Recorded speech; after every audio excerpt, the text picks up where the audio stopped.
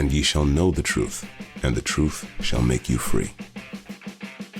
This is Irreverent, Faith and Current Affairs.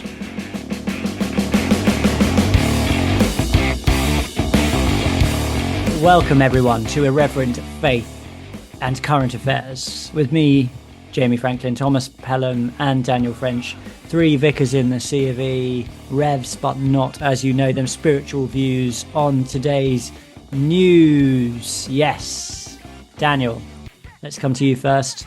You're looking well. Thank you. Yeah, it's good not to be having lurgies and things. There's loads going around, as I think we spoke about this last week. So yeah, no, it's good. The vicarage is a little bit icy, I have to say. I've just come in; it's 13 degrees. So oh gosh, yeah, we've got a large Victorian building that is incredibly difficult. Well, at least you're only going to be the last vicar to suffer such indignities, though, Daniel, aren't you? Probably so. Yes, in that building, yeah. the diocesan green advisor came around in September and had a look around. What, you let them in? Well, he just laughed. It was one of these contractors. He just looked at more insulation or whatever, and he just laughed. There's almost nothing you can really do to this building, really. Yeah. I genuinely tend to block them from emailing me. It's a good idea, actually. So if I get any sort of environmental rubbish from head office, I put that email on my block list. Yeah, but I wouldn't mind having some more, insulation. I wouldn't mind having a wall. Man up, Daniel. Just turn the heating up. Yeah, well, that burn things. Burn coal in your fireplaces. Ironically, they had to put a log burner in because it's sort of part of the protocols is that you've got to have a backup if. That's a really nice. I've been fighting my diocese about this for a long time because we've just got a gas boiler, and I keep saying I need backup.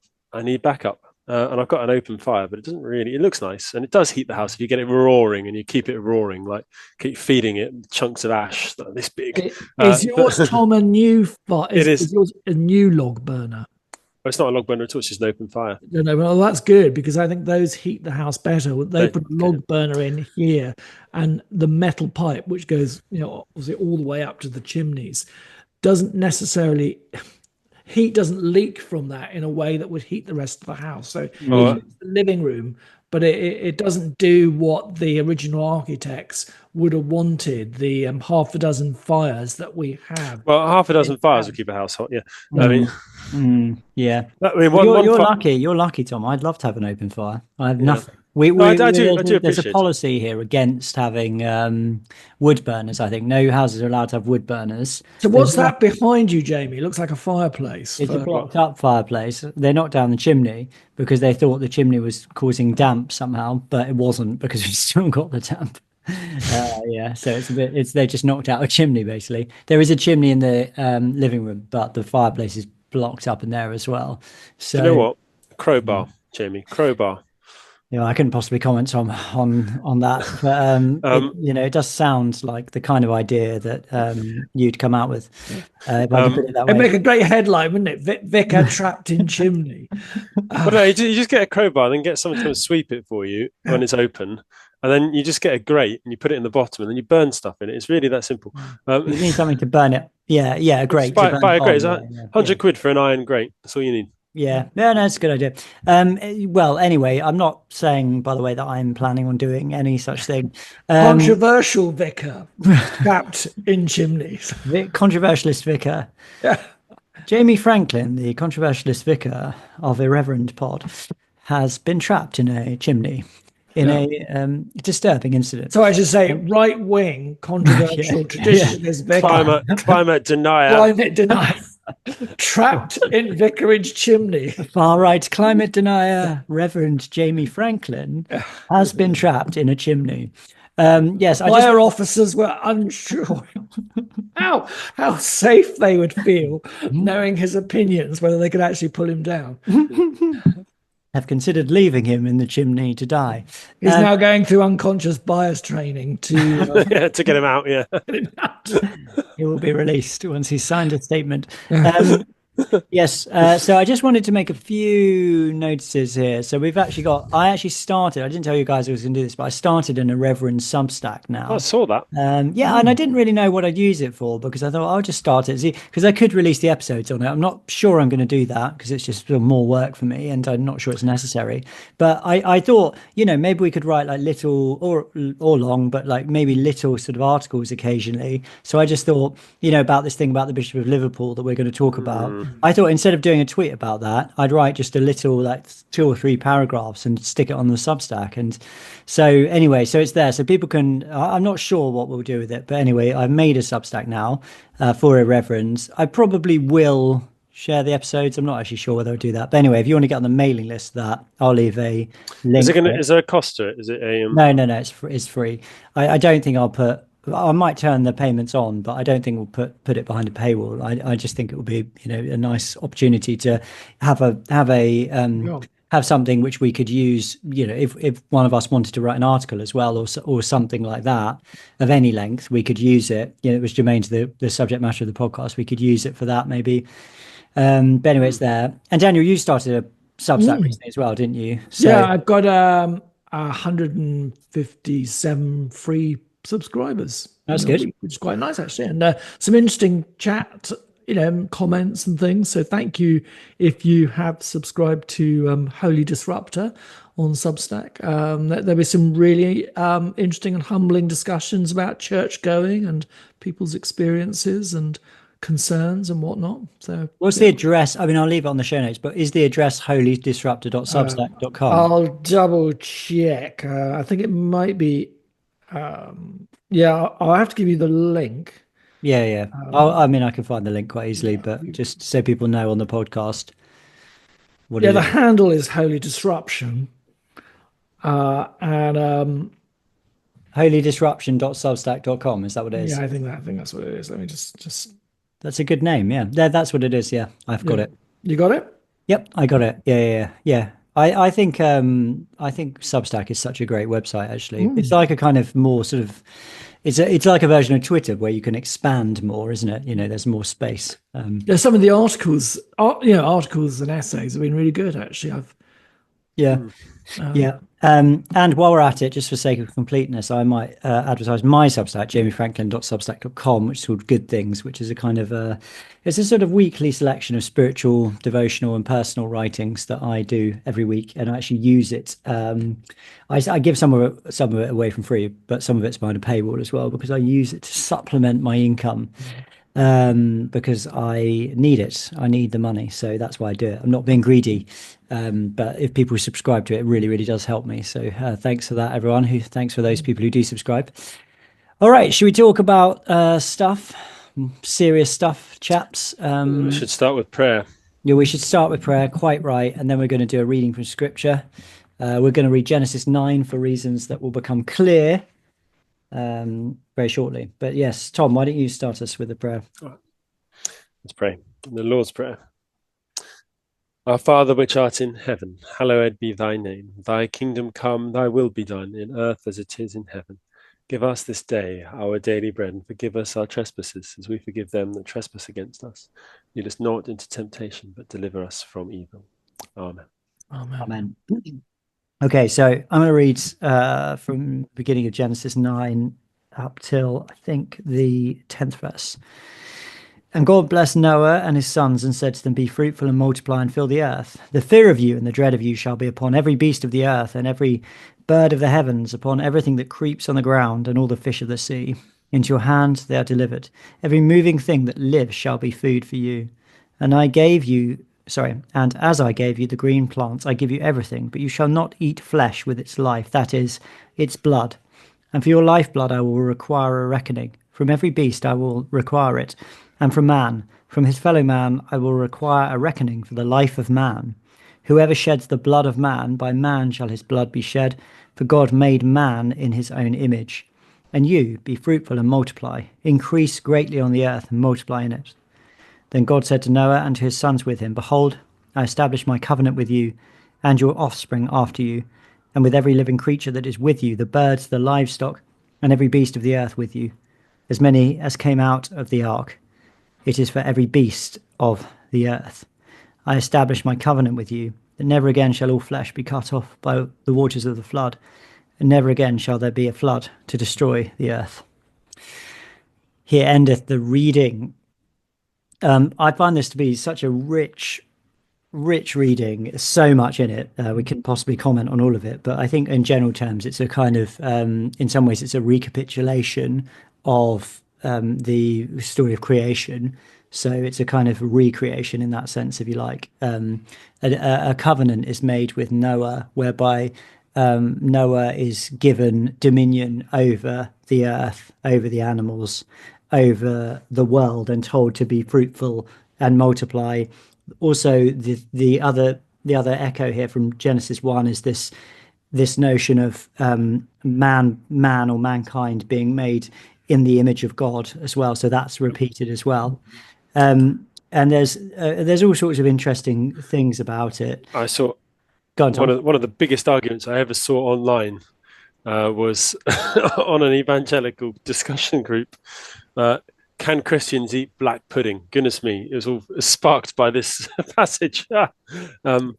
And it was huge. It's this covenant's with everyone, of course. It's not just with the Jews. It's not just, it's not the covenant of the restrictive covenants, which are, I would say, Moses and the Christ. But it's the covenant with Abraham probably as well. It's a covenant with absolutely everyone who lives, isn't it? Yeah, absolutely. And as with all covenants, there's a visible sign which is attached to it, which is in this case, it's the rainbow. And you're right. It's a kind of, it denotes the priestly role of mankind, doesn't it? As a sort of mediator between God and the rest of creation, the beasts of the earth and indeed the earth itself. The reason that I thought of this is because of the conversation around the death penalty that's come back up this week in the news. So the child murderer Axel Rudakubana has been sentenced in the UK to 52 years in prison, I think it is. He can't get a life sentence because he was 17 when he committed these atrocities. And many people have felt that this is an appropriate time to raise the question of whether or not the death penalty should be reintroduced.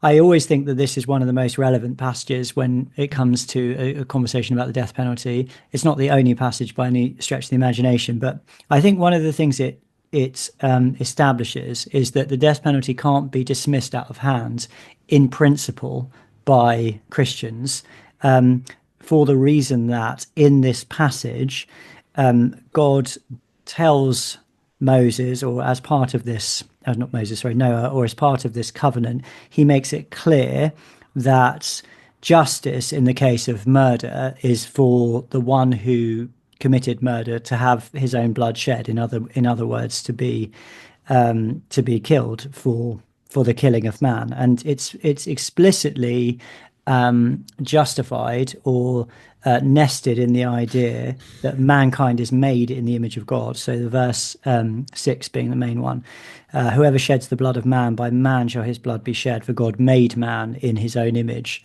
So the idea there being that it's actually the destruction of the image of God in man through murder, which necessitates the death penalty because it's such a serious crime to destroy the image of God. So in that sense, it can't be something that I think that Christians just say, well, I think that the death penalty represents a lack of Christ-like compassion or something like that, because that's to ignore, well, it's to ignore what it says in Scripture just on a basic level, but it's also to ignore this kind of logic whereby the actual act of murder is taken extremely seriously as the destruction of the image of God in mankind. So I think at the very least, with this question around the death penalty, it shouldn't be dismissed from a Christian perspective on the grounds of compassion, because it doesn't take into account what you might call the justice element of the conversation. But I don't know, what do you guys think about that? It's interesting in the medieval world that infantry going out to battle and returning, having, say, a soldier having killed in combat, nevertheless was expected to go to confession. Yeah. That there was which is, that I think is a cultural first in comparison to, say, the armies of Julius Caesar, who went in and slaughtered 500,000 Gauls, men, women, children, soldiers, and saw that as a righteous thing to do because they were subhuman in their view. And it strikes me that until the industrial age, a lot of the kind of chivalry codes saw that the taking of life, even in battle, had was in some ways a participation in the structures of sin. You were doing something that is against the way that we were created in taking life, whether it was even in self-defense, there was still something morally tragic about that. Do you see what I'm saying? And that I think the Christian culture has actually taken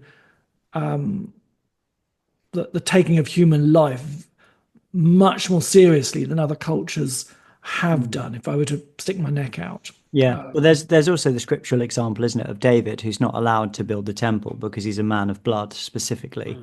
So yes. So Okay, that's why Solomon builds the temple, is because David is a man. I hadn't realized that. That's it's similar, very similar thing. I think there's a lot of instances that are in and around the Crusades. And how the Crusades are miscaricaturized at the moment. Yes, they were a just war. Certainly on the Christian side, there was a lot of kind of mortification in the process. I mean, Henry V, when he goes out to styles himself as a monk. Maybe the Crusade that got a bit sidetracked and ransacked Constantinople, possibly not a good idea. But that was that wasn't part of the Crusades proper. That was just an unfortunate incident. Okay. I think it's interesting, isn't it? Is there a bit of Christology here? From his fellow man, I will require a reckoning for the life of man. I don't know. Christ was our brother, and God's reckoning for our life fell upon his shoulders to save us. I like that. I thought about that with the drinking of blood. And the drinking of blood brings upon a sort of an inner death, but for the Christian, Holy Communion brings about an inner death which is transformative. For the record, I think we can probably eat black pudding. That's good. That's a relief, Tom. Pleased that we've established that. When you're made a bishop, Tom, this can be your first episcopal letter. Ad clarem. For the record, there's got to be some Latin name for it, isn't it? Sort of for black pudding. Nigerous. What's pudding in Latin? Niger pudding or something. Anyway, the Niger pudding. Niger pudding. There must be Latin for pudding somewhere. I don't know what it is. It's not a common liturgical piece of Latin. At this moment, thousands are Googling it. Sanguis farcimen we're going for here, or sanguinaria botulus. On the eating botulus refers to sausage or pudding. So, but when you black in there as well, so your ad clarem would be called sanguinara botulus. This is why folks really hang on to this podcast. This is why every word we say. This is why they should make me pope. This is why look what I could do to the world. Just to sort of contextually, this passage is of course quoted in Acts, isn't it? Acts 15 at the Council of Jerusalem, where that sort of covenant is re-established for those Gentiles living in Jewish cities, and they have to then follow the minimum of the sort of Jewish law, which was under sort of the law that all Gentiles were still required to follow in order to not cause scandal to their Jewish brothers and sisters in the faith. And I think that coming back to the point, which is, what about the death penalty as a Christian perspective? I think that there's the argument that it's sort of intrinsically immoral to have the death penalty must be rejected because of this, and other points where it's clear that that's not the case. That's not necessarily to say that we must have the death penalty. It's possible to make, I think, coherent arguments that justice is best served without it. But I think just to say from a Christian perspective that the death penalty must be rejected is wrong. Mm. Yeah, no, I agree with that. I mean, I and just to bring it to the point, then, seeing as we're based on the threshold of talking about it anyway, I think the situation with Alex Rudakubana is it's a good case study for why, from a Christian perspective, we would not want the death penalty, because it seems to me that in this case, there are no arguments that would normally be made against the death penalty which are particularly persuasive. So, like, to begin with, like, I think everyone would agree that the crime is so outrageous that if anyone would be a candidate for the death penalty, it would be Alex Rudakubana. Axel, is his name Axel or Alex? I think it's Axel, isn't it? Axel, yeah. Axel Rudakubana. So he killed 3 young girls. He stabbed them like over 100 times each, and then he mutilated many other girls. And there are other aspects of this story which I think are worth commenting on, but just in terms of the nature of the crime, it's sufficiently serious. The objections that I've heard are things like, well, what about in cases of miscarriage of justice?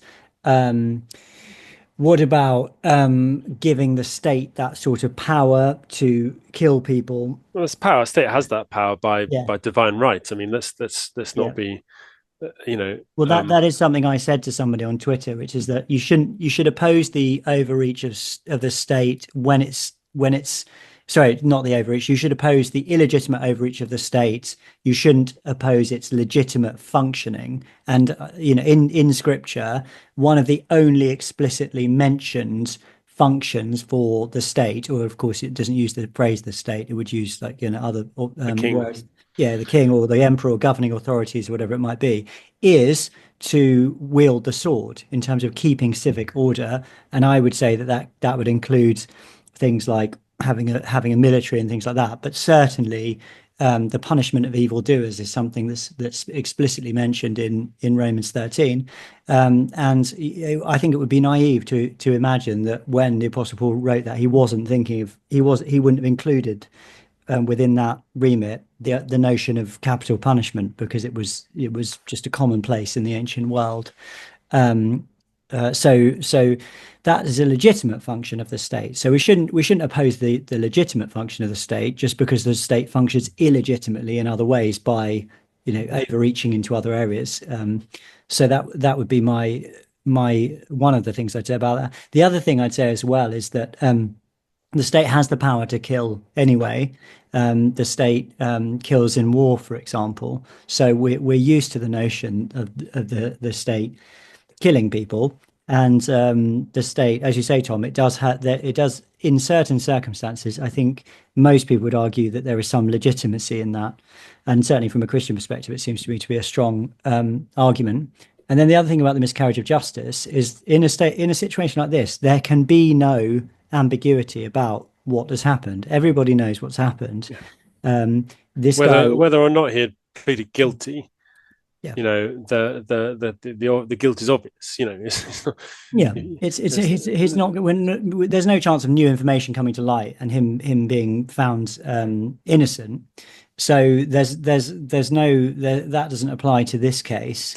And although the difficulty in this case is, wasn't he a child when he did it? Okay, so that's a good. So coming to the objections, that is a good one. But the other one the other common objection that is made is about mental capacity, I guess. But his defence never made that defence. It is a valid defence against the charge of murder. They didn't even try. He was found to be understanding of what he did. In fact, I believe one of the first things he said was, something along the lines of, how many of them died? Oh, good. Yeah, he said, "I'm glad they're dead." Yeah, I'm glad they're dead. And this is a man of great evilness, like bitter and wholehearted evilness. And I mean, if you're going to say that someone who's that twisted is mentally unwell, well, there is a sense in which that's truth, but truthful. But in another sense, what we're testing isn't, whether their soundness of mind is there; it's whether they have the capacity to make the rational choice to kill, which has been decided by the state that he did. Yeah. So, sure. I suppose my reluctance on it, I think, coming back to what you said at the beginning, Tom, about I think you can make a very good argument, as you said, a biblical argument, and clearly the polls show that the majority of the UK would be in favour of bringing it back. But I think, in a sense, it's a bit like the state removes us as citizens from the act. I mean, I've seen a gallows in Canterbury Prison before the Tony Blair Act in 2000 got rid of them, because we could still hang people for piracy and high treason up until that point. And so as a prison chaplain, that was potentially one of the duties that you could have. I mean, it was never used, because I think if they'd have used it, say, on the IRA, it would have created martyrs. And I sometimes think, would I legalize? Would I be in favor of legalizing something that would I be prepared to do it myself? Like for instance, it's like, I've never killed an animal, but I know that in certain circumstances, if I had to choose, if it was a case of my survival and I had to hunt, then I would do. And people who've been involved friends who've been involved in butchery say, it does screw your head in a bit. Killing 1,000 cows a day, it does do something to you. Would I be prepared to hang somebody in the name of justice? And if I'm not, why should I allow the state to do it? And what is it that's churning in my stomach about doing that? Well, you can argue, well, why shouldn't I do it? Why shouldn't I do it? Why should I be squeamish about it? Would I be prepared to allow for this, knowing that potentially one of my children, if my child did something horrific, would I be prepared for that to happen to them? If they murdered somebody in a horrific way, would I be prepared for that to happen? How would that not destroy me as well? So maybe those are emotive arguments, but I sometimes think that that the state can distance us from the very acts that we're inviting it to do. Now, those aren't brilliant arguments, but I'm just sort of putting those out there, that I wouldn't be totally against this coming back, but I'd have enormous reservations as to its implementation, and also the overreach of the state. Do we want Keir Starmer having the power to execute people, knowing how, or what is the distance between cancelling somebody and hanging them? You can look at some political revolutions and say, well, maybe it's not that too distant to get to those points. I don't know. I mean, I think in this case, I think it's fairly fanciful to imagine that over the course of this next 4 years. I mean, say this became like a real thing, and it was brought forward in Parliament, and it went through all the stages that it needed to go through. It would take years probably for it to be implemented. I think Keir Starmer will probably be gone before then, and I think that if there is an appetite for it, it's a very circumscribed appetite. It's an appetite for people like Axel Rudakubana to at least for it to be an option in the cases of people like him and other people who have committed, terrorist atrocities where children have been murdered and things like that. I think there is the argument, the kind of, somebody asked me about this the other day, like what's the difference between kind of the slippery slope argument for euthanasia and the slippery slope argument for the death penalty? And I do think it's different because I think that the justification for these things is different. With the euthanasia thing, it's specifically framed in the language of rights. So the reason I think there's a slippery slope there is because people are saying we ought to have the right to have access to assisted dying, and they're saying, okay, you can have that right, but that right is circumscribed to if you've got a diagnosis of 6 months or less to live, and that right won't be applied to other kinds of people. Now it's obvious that right, or people will start clamoring for that right outside of that circumscribed group of people, and it will be a human rights issue, and it will inevitably be expanded for that reason. I don't see a similar sort of process at work with something like the death penalty. The death penalty would be brought in for the most extreme and serious level of crime possible, which you would say would be child murder and other cases of aggravated murder.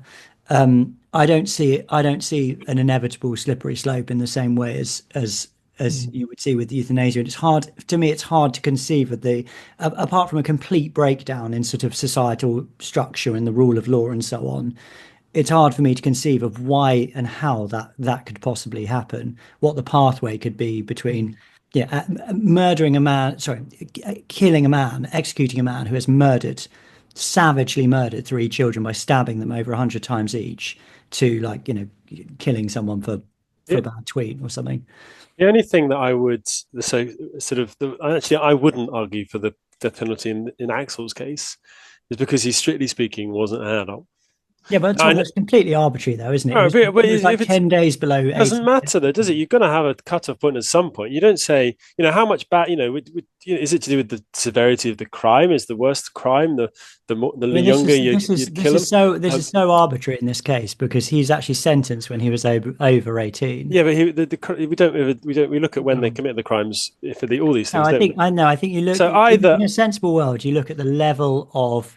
You look at the level of so if someone was sort of 4 months younger but killed only 2, would they get the death penalty in your? Yeah.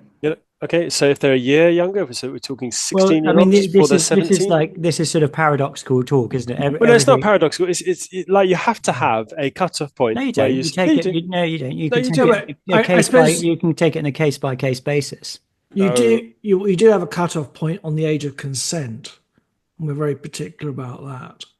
Yeah. Well, that's a much more general thing, isn't it? I mean, you have a cut-off point in learning to drive and things like that, just because you have to for practical reasons. No, it's to do with the formation of the soul and the formation. So we say there's a certain point below which we say most people are not expected to take full responsibility for their actions. And that doesn't mean they're not punished for their actions, but it does mean that in the case of Axel, even if we had the death penalty, I think we'd have to say we can't apply it to him because he's a minor, and minors by definition cannot take full responsibility, the full consequences of their actions, and there has to be a cut. You can't, otherwise. How do you do it? I mean, you assess it on a case by case basis, and in this case, it's quite obvious that this is a case of aggravated, intentional, unrepentant child murder. Yeah, absolutely. There's nothing that mitigates against it because he was 10 days shy of 18. Yeah, but there has to be a cutoff. I don't actually agree with you here, Jimmy. I'd say either. Why does there have to be a cutoff? Because the law has to be able to say at this point we're going to say that most that people are taking responsibility for their actions. At this point, we're saying they're not able to. They're in some way. Yeah, that's why you have a judge and a jury to assess these things. But it's also why, for example, in the case of Axel, his dad should be punished. His dad took receipt of a knife and then presumably handed it to him. Well, I'm not suggesting he shouldn't. But, I mean, but to the point where I would say that actually the two of them should be facing jail together, or I think he bears significant responsibility for the upbringing of his son because he's under 18, because he's a minor, and because he's under 18, he doesn't bear full responsibility for himself. That's just how. That's the cutoff point for me. I mean, I am. You really think like a 17-year-old is not responsible for his own actions in this? Not in the same way that someone who's. You have to have a line. Yeah, I know you keep saying that. I have to say, and maybe this is a motive again, if it was my son, I'd ask to take his, and capital punishment was available, and that was the sentence, I'd ask to take his place. Well, yeah. I know that I couldn't but live with myself without doing that, at least asking. Mm-hmm. But I mean, for me, there are two persuasive arguments against execution. One of them isn't the case in this one because the guilt is obvious. So if you were to say, we're going to have capital punishment in a case where guilt is obvious, now the problem is there, Jamie, and I think you'd end up finding that you get plea bargaining. So people, which you get in America, so the state would start saying to people, look, if you say that you are guilty, then we won't kill you. We'll just give you life imprisonment because it makes the process much easier on everyone. The problem with that is that becomes coercive. So people who actually are innocent start pleading guilty and getting life sentences because of the potential of miscarriage of justice in a trial, and that's troublesome to me. So you avoid that kind of loop by not having it. The second one, and I think there is a genuine sense, is that if we're going to, what is prison for? Well, it's partly for punishment, and partly in some sort of sense we want to rehabilitate the souls of these people who've committed great crimes. I'm not talking about rehabilitating and returning to society in his case, although in other cases obviously that is appropriate. But a chance to go from I'm glad they're dead to I'm dead without Christ, and so that's not going to be honest. Our justice system is really badly equipped for this because rather than having Christian focused prisons, we appear to have like Islam dominated gangs in them. But anyway, so it's not going to get better. But if in an ideal world, he would have one-to-one time with the priest and time to come to understand what he's done before. Now if there's a kind of Victorian sentiment in that we've lost, isn't it? Yeah. Of the kind of renewal of the person incarcerated, and it's been sort of therapeuticized in a way that if it is at all, because the resources are very narrow, well, I mean, I have to say that, I mean, I agree with what you're saying, but I don't think that means that he should be allowed to live the rest of his natural life in prison. I mean, there's nothing like capital punishment to focus the mind on matters of eternity, is there? And people have years on death row anyway in places where capital punishment is carried out. So, I mean, I do agree with you about that. I think there should be the focus, but I don't see any reason. I don't see that as an argument against the death penalty. I just see that as something which should be, something that should be offered to prisoners. Chaplaincy, spiritual, an opportunity to be reconciled to God through Christ. I think that's true, and I think people find that difficult. I've had this a bit online. I think people find that difficult. They find that quite paradoxical, the notion that people should still be offered the opportunity to repent, but should still face capital punishment. To me, that's just just. I think C.S. Lewis faces this somewhere, doesn't he? He says that a truly converted Christian would desire the punishment to be just. Yeah, and know that they would go forth. Like, so if he said if you've committed a crime, murder, say, you should hand yourself in and accept the death penalty as the proper punishment, as it was then. Yeah. And know that you'd be born again. Yeah, and I think that to my mind, I think raised again, resurrected. Yeah. To my mind, I think that the idea that there shouldn't be in the death penalty in a case like this is just unjust. There should be the function of justice in this case. Yes, it is to provide an opportunity for the rehabilitation of this incredibly lost man's soul. Not that it seems likely that would happen, but no one's beyond God's grace. But it's also to provide justice and order in society. So justice, insofar as the wrong which has been committed is avenged by the state, and I don't think there's anything wrong with that language. That's biblical language. But also so that you have civic order, so where people are not going around doing these things, and if they do these things, they know they will be met with the strictest punishment possible. Do you think the problem, however, is with if you have someone, for instance, who's a Islamist, many of whom will blow themselves up. Yeah. Their regard for their own life is small in terms of they see that as part of the martyrdom narrative. Yeah. And I agree that in your normal case, you can see that it could act as a deterrent, and presumably it did in the past. But if you're, dealing with someone like this chap in the Southport murders, he could interpret this as a fitting martyrdom if he was, to be hanged or shot or whatever. Yeah, well, I do understand that, but I don't think that necessarily mitigates against the overall point of keeping order in society, people receiving a just desert for their rewards.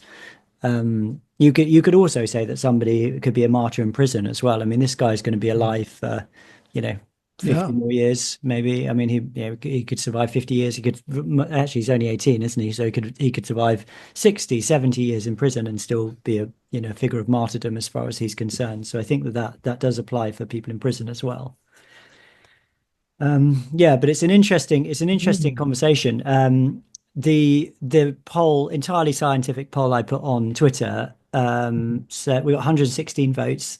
Should the death penalty be introduced in Britain for child murder? 58.6% say yes, 22.4% say no, 19% not sure. Now, to be fair to this, that doesn't include the nuance that you brought in, Tom, about when people are technically children when they do such things. So that will be another talking point. Just to give a sort of roundup of the things that people have said on this. So reformed UK MPs Lee Anderson and Robert Lowe explicitly backed the idea of reinstating the death penalty. Anderson posted an image of a noose on X with the caption, "This is what is required." And Lowe suggested it's time for a national debate on using the death penalty in exceptional circumstances. GB News presenter Michelle Dewberry has called for it. Kemi Badenoch has not supported the return of the death penalty, but called for a debate about amending laws to allow judges to give whole life sentences to those under 18 in exceptional circumstances. She emphasised the need for justice for the victims' families. Southport MP Patrick Hurley said that the current law might need to be changed given the severity of Rudakubana's crimes, although he didn't call for the death penalty explicitly. Keir Starmer said there are no plans to revisit the issue of capital punishment, and of course we know that Keir Starmer has been somebody who's gone around the world essentially advocating for and agitating against the death penalty. So he's committed to that ideologically. Reform UK Deputy Leader Richard Tice has called for a national debate on the death penalty, suggesting society should not be afraid of discussing significant issues like this. And I suppose one of the things, final thoughts I have about this is, although I would like to see the death penalty reintroduced, and I would like to see it applied in this case, I do think there is a legitimate question over what it would look like in a properly post-Christian society. And as you say, Daniel, we have seen it in modernity being used in awful ways, in Soviet Russia, in Nazi Germany, obviously, and in many, Mao's China or whatever. I believe in some parts of China, you can receive the death penalty for tax evasion. Yeah, exactly. So if we do have the death penalty, as far as I'm concerned, it should be part of a wider return to Christian values and having a Christian society. So in order for it to operate well and properly, it would need to be in that context. Yeah, I agree. But I just think in this context, it could be applied to somebody like Axel Rudakubana, and I think that would be just. And I think it's unjust that he's received a 52-year sentence when he's killed 3 children, which is blatantly not. The punishment blatantly doesn't fit the crime, as far as I'm concerned. But anyway, any last words on any of that? I'm just trying to find a rather good sum up. Do you know Heinlein? Daniel is a science fiction reader. You'll know Heinlein. Of course, his favourite Starship Troopers. Oh yeah, and he actually addresses some of what we've been talking about in that, where one of the people of one of the members of his training regiment runs away and then kills a boy, and he goes through some of the moral arguments about it. And And I think at the end, he conclude, he says, "I can't really make my mind up about this. I can't see how it would be a particularly good deterrent in some ways. I mean, he was mad in a way, and et cetera, et cetera. But in the end, that person won't go on to do any more murders, will they? He'll never be released and will murder again. And in a sense, there's kind of like a justice to that, isn't there? Axel could be released one day. I mean, they say he won't be, but in theory, after 52 years have gone, or if he convinces a parole group or whatever, he could be. It's absolutely crazy, isn't it? That idea. Even no matter what everyone says, they could one day be released, and he could kill again. Well, that wouldn't happen if he's been put down. Yes.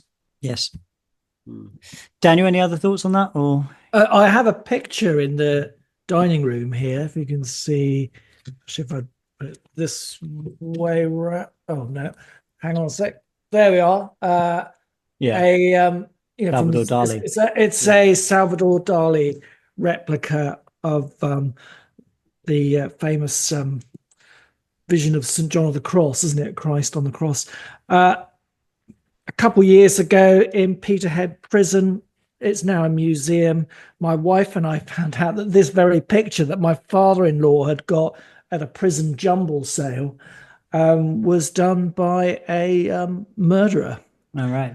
Who was a Dr. Hannibal Lecter type high intellectual. He was so dangerous. He had his own wing with special staff to look after him. It's quite an extraordinary part of the museum visit. And we went in there, and Francis and I were our jaws dropped to the floor as we saw a study of this picture, and we realized we have this painting that done by a sort of Hannibal Lecter murderer who had murdered people in prison, including guards and whatnot, and was incredibly dangerous. And so I suppose that picture to me reflects the kind of strange dilemmas and I found the quote. May I read it out to finish everything off? Because I think it's quite interesting. It's from Starship Troopers. Go on, Tom. Mr. Dubois then turned to me as a school teacher. I told you that juvenile delinquent is a contradiction in terms. Delinquent means failing in duty, but duty is an adult virtue. Indeed, a juvenile becomes an adult when and only when he acquires a knowledge of duty and embraces it as dearer than the self-love he was born with. There cannot be a juvenile delinquent. But for every juvenile criminal, there are always one or more adult delinquents, people of mature years who either do not know their duty or who, knowing it, fail. And that was the soft spot which destroyed what was in many ways an admirable culture. The junior hoodlums who roamed their streets were symptoms of a greater sickness. Their citizens, all of them counted as such, glorified their mythology of rights and lost track of their duties. No nation so constituted can endure. I wondered how Colonel Dubois would have classified Dillinger. Was he a juvenile criminal who merited pity, even though you had to get rid of him? Or was he an adult delinquent who deserved nothing but contempt? I didn't know. I would never know. The one thing I was sure of was that he would never again kill any little girls. That suited me. I went to sleep. Yeah, exactly. Oh, yeah. Well, I go with that. Yes, I mean that's another thing. Both of those things taken together is like the possibility of further crime. Whether he's released or not, because these people are lunatics. They are crazy murderers, aren't they? And they could kill other people even in prison, guards. Not even criminals. So there's another facet to them. But anyway, sorry, I said I wasn't going to say anything else and let you guys say your last bits. Let's move on. We're just going to have to do the last few bits briefly because we've spent such a long time doing that, but that was worth it, I think. So this morning, oh my goodness, can you believe it? Church of England faces new crisis as the Bishop of Liverpool is accused of sexual assaults. And ex-Archbishop of Canterbury, Justin Welby's interim replacement, Stephen Cottrell, I'm sure he won't be happy. He's not the interim replacement of anything, is he? He's not the Archbishop. You've made this clear before, Thomas. You're not coming under his jurisdiction. He's embroiled in new, fresh cover-up claims. So this is, I think it's meant to have been, so it's all alleged when Bishop, is it John, what is his name? John Perham Balath. Bishop of Liverpool. Up until this point, I didn't actually know anything about him, I have to say. But it is when, I think it's alleged to have been when he was the Bishop of Bradwell in Essex. Yay, Bradwell, near where I come from. And he was accused of sexual assault by two women, one of whom was a bishop. It's really creepy. Let me read some of it out. One accuser claimed Bishop Pelham in March 2019 at a Chelmsford diocese held her head too tightly as she tried to move away while he kissed me forcefully on my mouth. I could feel his mouth pressing on my mouth. I could feel some of his saliva and the texture of his beard around my mouth. She said. She claimed she was attacked again 3 years later when he allegedly groped her at the end of a meeting as he was letting go of hugging me. That's the quote. In January 2023, during a music evening in the chapel, he is accused of quietly telling a woman in her ear, "I love you," and then, quote, moved his mouth to just below my ear on the pulse point of my neck. He opened his mouth, took a piece of my skin between his lips and let go. Another bishop complained to the church that she was allegedly sexually harassed by Bishop Pelham because she was told this could not be investigated. But she was told this could not be investigated because more than a year had passed since the alleged incident. Then he was investigated, and the outcome of the investigation by the National Safeguarding Team was that none of these things were actually upheld against him, but that lessons were learned by him. And then the other salient point here is that it's alleged that Stephen Cottrell, who is now the Archbishop of York, who was then the Bishop of Chelmsford, the diocesan bishop in Essex, so Pelham was beneath him, his suffragan. He knew about these allegations, and he didn't stop him being promoted to Bishop of Liverpool. So that's the sort of, in inverted commas, cover-up aspect. Now, with that aspect, I think there's always this question of what did he know, what processes were being followed, and could he have done anything anyway about Pelham being made Bishop of Liverpool? I mean, he obviously didn't do anything by the looks of it. Presumably could have said no. But if you're a diocesan bishop, you can't say no to your suffragan bishop being made Bishop of Liverpool, can you? I mean, he can't say no, you're not allowed to do that. Oh, right. Yeah, presumably not, actually. He could have, I guess, submitted strongly saying this is a bad idea, or I don't know. Yeah. So I just think I'm not. I think this whole thing is horrible and sleazy, and I'm just fed up with these horrible bishops. So he denies it, though, doesn't he? We should say that. So the Bishop of Liverpool does deny it. Yeah. He says he's been investigated by the police and hasn't. They would never found anything actionable, which is, I think, we do have to report. We also have to, and in his statement, he hints there's a sort of cultural thing. Those experiences by the woman described don't sound like cultural misinterpretations, do they? I mean, there's not a culture in which you stroke people. I said in the Irreverend blog that they were sleazy, creepy, and had the ring of truth to them, and that's what I think. I think they have the ring of truth. Those allegations. Well, Channel 4 News had an additional piece in it that said that somehow he had failed the safeguarding procedure. Though we're not meant to know that, there's a panel that vote apparently when someone becomes a diocesan bishop.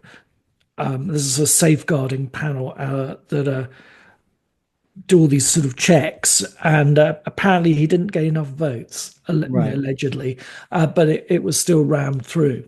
That was the base. What was that in the context? In the context of his promotion to Liverpool. Oh, I see. Okay. There was a part of the application process that didn't actually win the panel through, and it was on the safeguarding dimension. So, apparently this part of the process is so top secret that that's a whistleblower who's gone and told Kathy Newman and Channel 4 this. So we can never really truly know, I suppose, unless there's a police investigation on this. He was interviewed under caution as well. I mean, what on earth are they doing? There's obviously something there. I mean, are there really so few potential bishops in the Church of England that someone who's got this sort of sleazy sort of background behind them. You know, that they I mean, frankly, the bishoprics come up all the time. I mean, is he really the one? But I don't know. The other thing is, but it is worth saying that, you know, I mean, what did the Archbishop of York do? There's sort of this idea that he's covered something up. Is there any evidence of that? Is there? What I've read is that he knew about it when he was the Bishop of Chelmsford. So I just find it in a statement on behalf of the CFE and Archbishop Cottrell, it was confirmed a complaint of alleged misconduct against Bishop Perumbalath was lodged to the National Safeguarding Team in early 2023. And it was made after he had formally and legally become the Bishop of Liverpool. What else does it say about Cottrell here? It's this guy, Reverend Robert Thompson. Oh no, he's saying it raises questions about Archbishop Cottrell's conduct. He said colleagues may start to worry the church. Oh no, that's if he resigns. I don't know, to be honest with you. What I've read is that Cottrell knew about it when he was Bishop of Chelmsford, before Perumbalath was made Bishop of Liverpool. That's what I've read. So, and also I've also read, but this is only on Twitter, that from various points that one of the claims was dismissed by the clergy, what do you call it? Standards Tribunal. What are they called? CMD. It's the CDM. Clergy disciplinary measure. Because it timed out, and there's sort of questions about whether it was actually ever. So even though, yes, these things have been, the police dropped them because there wasn't enough sort of criminal level of proof, whether there's a civil level of proof, which is what the CDM looks at, has not been tested properly, and was avoided by this sort of timeout. Now, it's a very strange thing to have done. I mean, surely you'd want it to be brought into the light but at the same time, CDMs, you know, spurious CDMs can be used as a form of harassment. They really can. Yeah, I mean, my view about this whole thing, I just think that. It made me think about that stuff in 1 Timothy where it talks about a bishop being above reproach, you know, and I think, you know, for us clergy, we should take that standard seriously. Like, we ought to be above reproach. And if there's anything in our lives which could in any way sort of appear scandalous or anything like that, it should be, you know, nipped in the bud, sorted out immediately, or it might involve, you know, resignation or whatever it might be. We should take that seriously as clergy. How much more seriously should bishops, especially senior bishops on this level, take this sort of thing? You know, they should be whiter than white. There should be no hint of sleaze or scandal around them. No. And we're talking about the most senior bishops, the two most senior bishops in the Church of England, one of whom has already resigned. The other one is facing, you know, increased calls to resign, and maybe he will have to resign at some point. And then you've got the Bishop of Liverpool, which is quite a senior bishopric, harassing a lady bishop. I mean, the whole thing is like, it's so disgraceful. These people should be ashamed of themselves. They should resign in shame for their failure to rise to even the most basic standard. That's what we're having a debate about. It's like, do they just about reach the standard where it might be conceivable that they shouldn't resign? I mean, that's not good enough. They should be so much further above that standard. It shouldn't be. If you're having that conversation, it's already too late. You know, you should be out the door. You know, he should be out the door. He shouldn't even function as a priest, in my opinion, until this is completely sorted out. You know, total repentance if he's done something wrong, and then a question over whether he could ever function as a priest in a trusted role as a spiritual guide, a spiritual father ever again, if this stuff is actually true. And if there are cultural differences, that's the response, isn't it? That there are cultural misunderstandings. I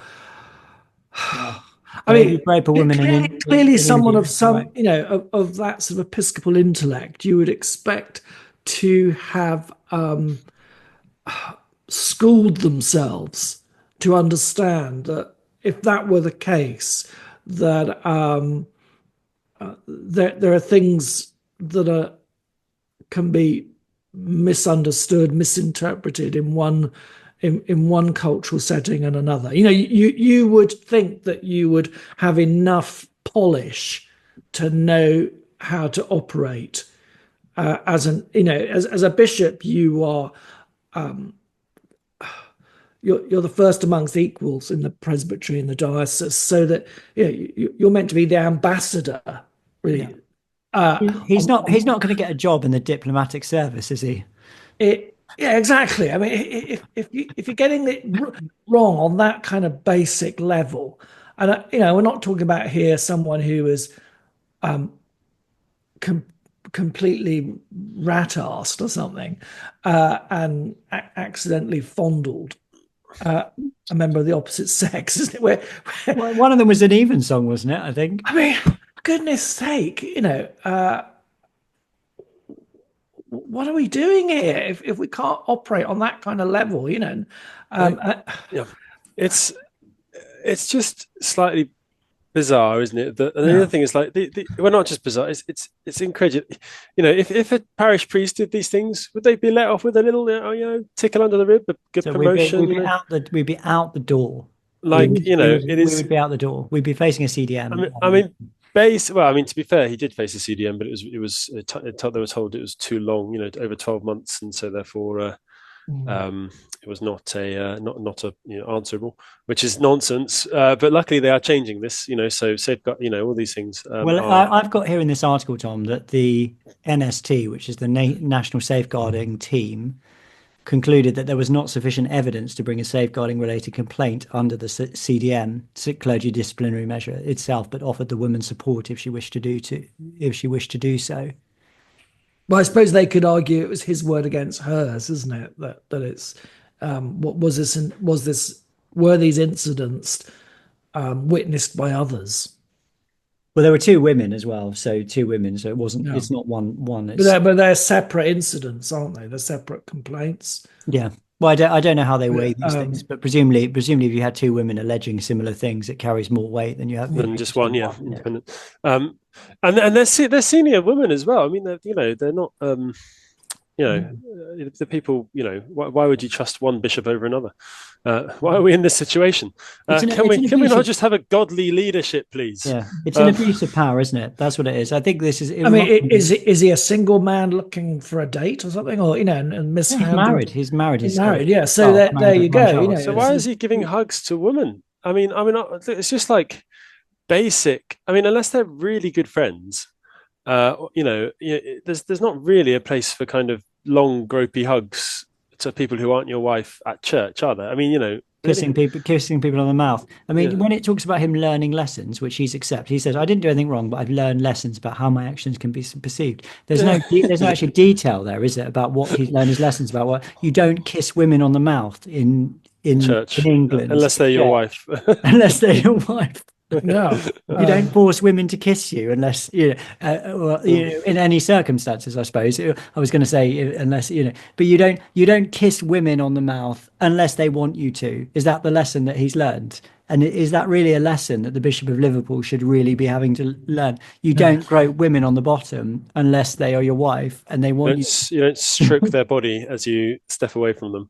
But I mean, again, these are allegations, I guess. No, I'm not saying that they're really. I'm not saying that they're true. All I'm saying is, what are the lessons? What are the lessons? I mean, it implies that he's done something, doesn't it? That's obviously been misinterpreted. I gave her a smacking kiss on the lips and squeezed her bottom, and I just meant to say hello. So lessons learned. That's how we say hello in India. We put our tongue in the mouth of other women. That's just how we say hello. I just thought, my understanding is unless I'm misinterpreting this, that in Indian and Asian cultures are more reserved. Yeah. So I unless I'm misreading this, I don't buy into that one. It does strike one as somewhat implausible, doesn't it? I don't buy a lot of it. I mean, do you know what? The Archbishop of York has said, the Church of England won't function without him. Do you know what? I think the Church would function without you, Stephen Cotterill. Yeah. I think the Church would probably function if every single bishop resigned tomorrow, because do you know what? I think it probably would. It's caused a slight chaos for some Anglo-Catholics, I guess. But those of us would have to be. It is a funny thing, isn't it? Because on Channel 4, they had a couple of priests who say this is the greatest crisis in the Church of England since, Henry VIII or whatever. Well, that's nonsense. And I have to say, on the ground, I haven't heard this mentioned in the last sort of month or so, unless I prompt the conversation. I think the strength of the parish system is we largely psychologically ignore 99% of what's happening higher up the food chain. And why don't you just give us all that money, that 10 billion, divide it out, and we'll actually run the show quite well without you. Daniel, this is sounding very Presbyterian. It is, isn't Goodness it? me, why are you turning into a Congregationalist in your old age? Well, I mean, just before it goes too much in that direction, just so this comment here, so this is Robert Thompson, right? So he said that colleagues of Archbishop Cottrell may start to worry the church couldn't survive if he becomes the second archbishop in history to quit. But I mean, that I just find preposterous. Like the idea that, like, because I guess we're technically his colleagues, would worry the church wouldn't survive if he quit. I'm not his colleague. I mean, I don't. Hey, if they pay me, I'll turn up on a Sunday. Do you know what? If they stop paying me, I'll probably turn up on a Sunday. Hang on, I just want to finish this point, right? Although we have a provincial structure, the archbishops of Canterbury and York are in no way absolutely integral to the functioning of the Church of England. They could be eliminated, and we would still function, because we have dioceses that are run by bishops who are connected through bishops' meetings and so on and so forth. They function as figureheads for the provinces, and in the case of the Archbishop of Canterbury, for the Anglican Communion. They're in no way necessary for the functioning of dioceses. They don't run dioceses. Dioceses are completely separate. They're legally independent. They're spiritually independent. It's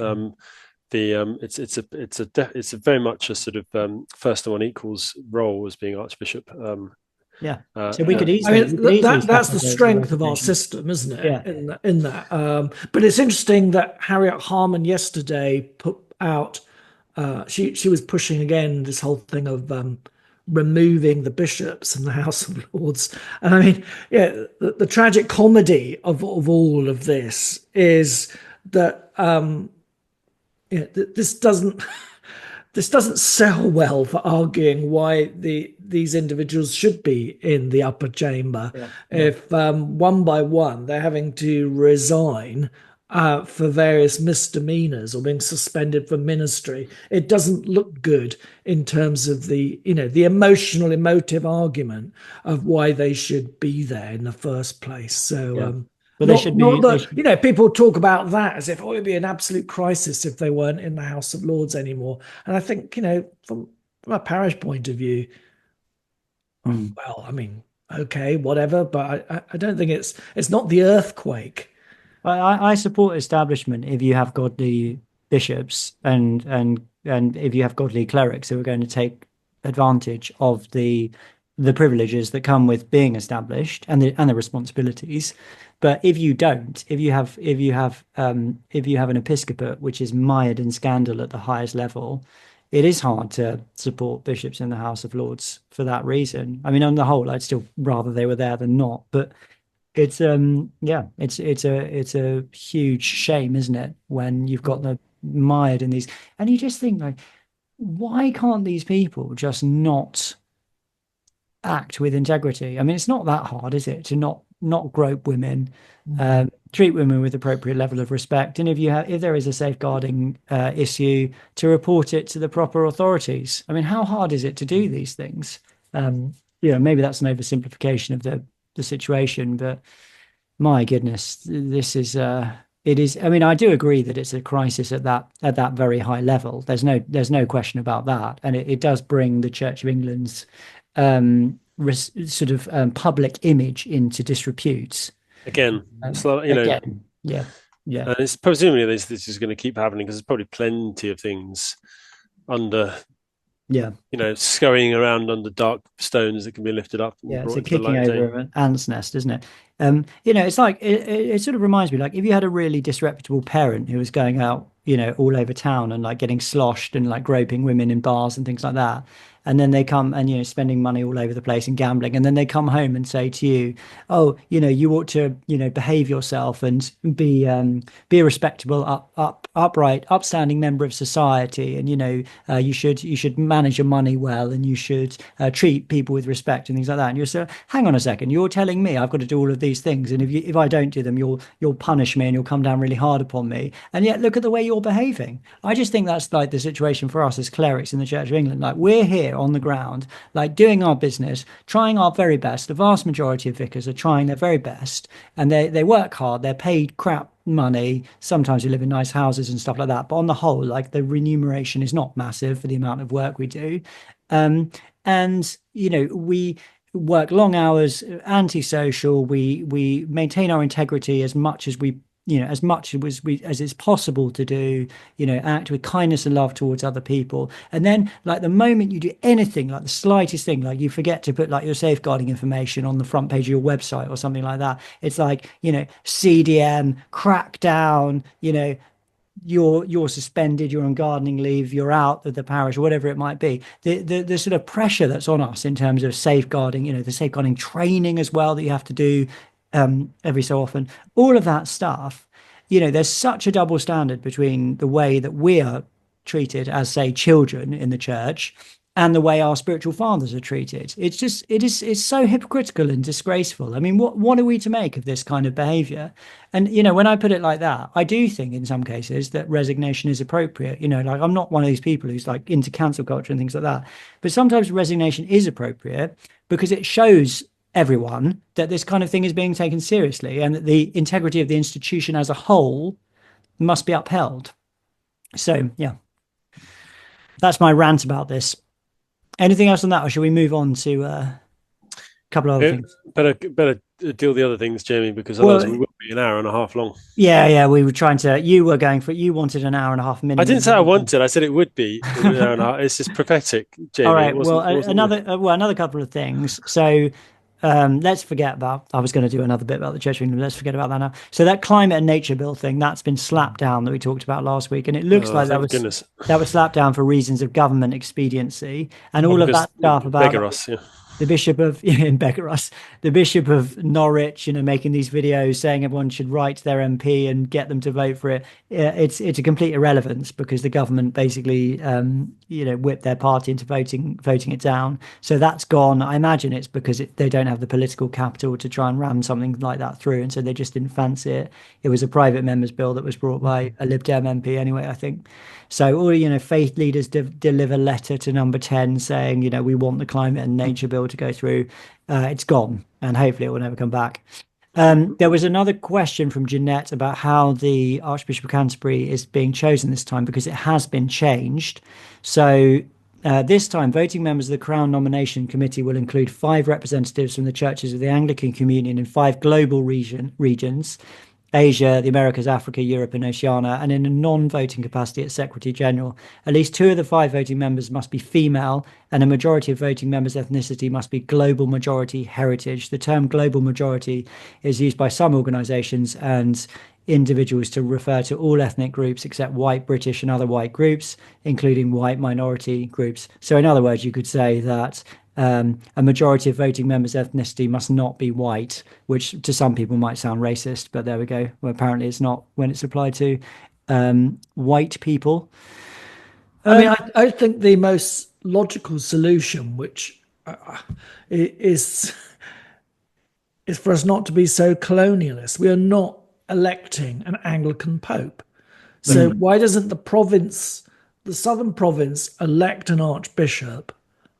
Presumably someone amongst their own ranks, or if now considering the previous conversation we just had, by a postal lottery, but elect a Southern bishop to the role of archbishop, and then the whole Anglican Communion, the primates choose a president. Why in this moment of faith crisis in this country have we got an archbishop wasting their time wandering around the planet, visiting all these continents, when we're in, dire straits. And I just think let the presidency go to whichever, let them have a conclave and choose a president. But does it? I think now the idea that it should always be, because of the British Empire, the Archbishop, I just find that all an appendix of history, personally. I don't know. I think that's slightly too strong. Anglicanism still is an English form of Reformed Christianity, and so I can see there being a case for it, the archbishopric remaining in its historic home in Canterbury. And the other thing I would say as well is it does seem to be a part, I'm not saying it's an essential part, but it is a part of Catholic order that there is sort of, that there always has been from the earliest time, provincial representation by a first among equals, and you have that similar thing in the Eastern Church as well now. But the thing I think is relevant here is that in terms of the changes to the way that the Archbishop has been chosen is that the increase in global representation, that the idea there is that it gives more representation to the global communion.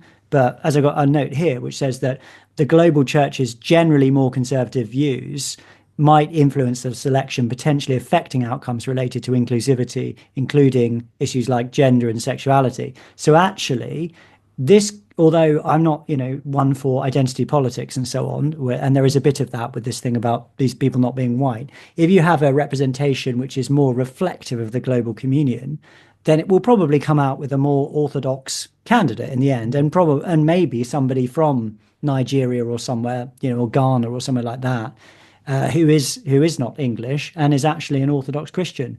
And wouldn't that be wonderful? I mean, I agree, and I could see how this is a step in the right direction, but I can't see how and why they would shortlist someone outside the Southern Province or at least outside the British Isles. I mean, I know there's been this kind of crazy woo-woo. Oh, let's get Bishop Budd from Washington. Oh my goodness, can you imagine?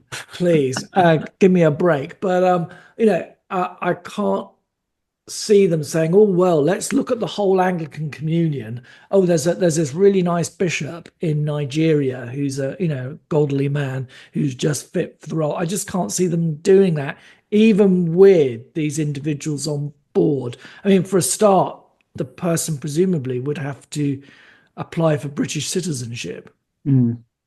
Yeah, you'd need some. Well, I mean, he's appointed essentially by the Prime Minister, isn't he? Or he is. So I mean, presumably, he's recommended by the Prime Minister to the King, who appoints him. But in any case, you've got some fairly senior people who are involved in the appointment. So you'd think that citizenship or a work permit must be. If you can get them in 3 days for a Premier League football player, I think you could probably get it for the Archbishop of Canterbury. But I think you're right, Daniel. From what is currently being spoken about, nobody's speaking about that, so which is a shame, but I think they should be speaking about that. I mean, I think the danger will be that the CNC, the Crown Nomination Committee, will panic on this and try and get people from overseas who are going to be more compliant they're going to look for, for instance, the South African province is notoriously more progressivist and woke than the rest of Africa. So, if you want to tick that box, you go to, we sort of say, oh, well, we picked somebody from South Africa, and that, everyone thinks, oh, that's fine, and actually, that's not necessarily someone who's representative of where the Anglican Communion's mind is. Yeah. No, I think that's a good point. Yeah. The field is very limited, isn't it, really? I mean, when you look at the people who are being put forward, it won't be the Bishop of Liverpool. Yeah, I think his name's not in the running anymore. The best one that I've seen put forward is Paul Williams, Bishop of Southern and Nottingham, who is my old bishop. He'd get my vote over the other guys that are in there. Yes, I don't know who you do you two have a favourite? Either in terms of who you'd like to see or who you think it will runners be. And riders. I mean, I would say Graham Tomlin. Oh, he'd be quite nice good. idea. I haven't heard his name mentioned, but yeah. My sort of hope is in the Bishop of Sutherland and Nottingham, actually, Paul, because he seems to be up there. But and I think he'd be great. But my fear is that it's going to be the Bishop of Chelmsford. Yeah, that would be bad. I mean, really bad. At least it's not going to be the Bishop of Dover. She's disgraced herself. By saying that Justin Welby has been treated like Jesus. Yeah, she's done it again. She's been wheeled out, and she said, "Oh well, the process has said it's all fine." Oh, what is she? She's excusing the Bishop of Liverpool, is she? Yeah. Are you joking? Really? No. Oh, my goodness. No. So, well, I think it would be very difficult if you get a bishop with a mic in front of a microphone in this day and age, not to stare at the headlights and just fall back on, oh well, we've got to fall on procedure. Well, you say that, but and I'm not her biggest fan, but the Bishop of Newcastle hasn't done that, has she? Yeah, but she's the only one really who's had the. The nerve to do that. I don't think the others had. I thought for a minute, but when Bishop Rose came on last night, she was going to go and do a Bishop of Newcastle. For a second, I thought, oh, I wonder if she's going to proverbially throw him under the bus. But no, she didn't. She was her responses were quite safe. Yeah. I think you could do quite easily a middle way between throwing someone under the bus and having a completely kind of establishment safe, toe the line type response. You could say, look, we're called to maintain the highest standards as bishops, and it's appropriate these things are investigated. And if the Bishop of Liverpool has fallen below those standards, then he will have to face the consequences or something like that. Sort of that to me would be a reasonable statement. And Bishop of Dover presumably doesn't know what's happened, just like we don't know what's happened. And also, you've got another bishop who's involved in this as well, haven't you? So, if you defend the Bishop of Liverpool, you're essentially not defending the woman bishop who was harassed by him allegedly. Just to get that in, that it's all allegedly, just to be really clear, alleged harassment. Yeah. So anyway. There we go. We got another, I won't read this out because we ran out of time, but we got an email from Ange Agarwal, who is the founder of FeedSpot, who would like to personally congratulate us that our podcast, Irreverent, has been selected by their panelists as one of the top 50 Christian podcasts on the web. And I think they put us in like number 5 or something like that, didn't they? What were? Yeah, number 5 on religion and number 9 on current affairs. Which is quite good because that's like with all podcasts, isn't it? So who was above us? Unbelievable. I mean, Unbelievable is a good podcast. Ask NT Write Anything, Daily Prayer. Presumably that's because loads of people use that every day. And then this is one I don't know. First Love Church UK. Welcome to the First Love Church UK podcast. Listen to all our messages preached by our pastor, Bishop Richard Arye. He's not a pirate. He doesn't look like a pirate. These valuable teachings will change your life and ministry forever. So that's 5, and then it's us next. That's 4, and then it's us next. And then below us it's be still and know. Bring some spirit-filled peace into your hectic schedule every weekday morning with this new daily devotional. That sounds really good. I'd like that. And then Nomad podcast, but that's a kind of evangelical deconstruction podcast. Okay. Have either of you ever listened to that? No. It's quite interesting. And then, Holy CV, my other podcast, which I've not really done for ages, is number 14.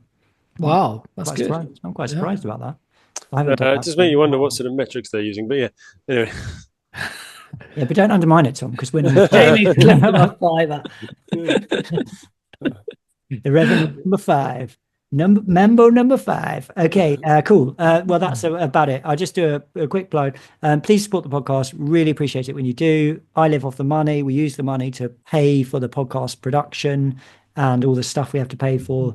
I'm a vicar. I live in a church house, but I don't get paid by the church. So I live off the money I make from podcasting and writing, essentially. So you're really helping me if you support us.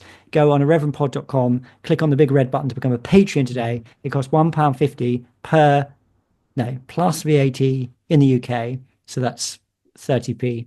So that's £1.80. Is that right? Yeah, that is right. £1.80 in the UK to support us every month. Every month, £1.80, almost nothing.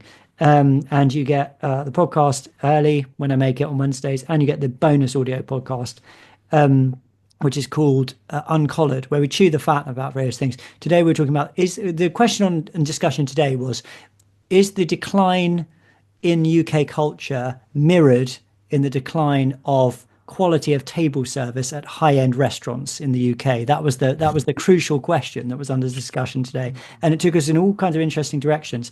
So if you'd like to get that podcast, support us for £1.80 in the UK or £1.50 elsewhere per month, or more if you like, by going to irreverendpod.com and clicking on the red button and becoming a patron today. Or you can buy us a coffee using the yellow button, which is in the same website, irreverendpod.com.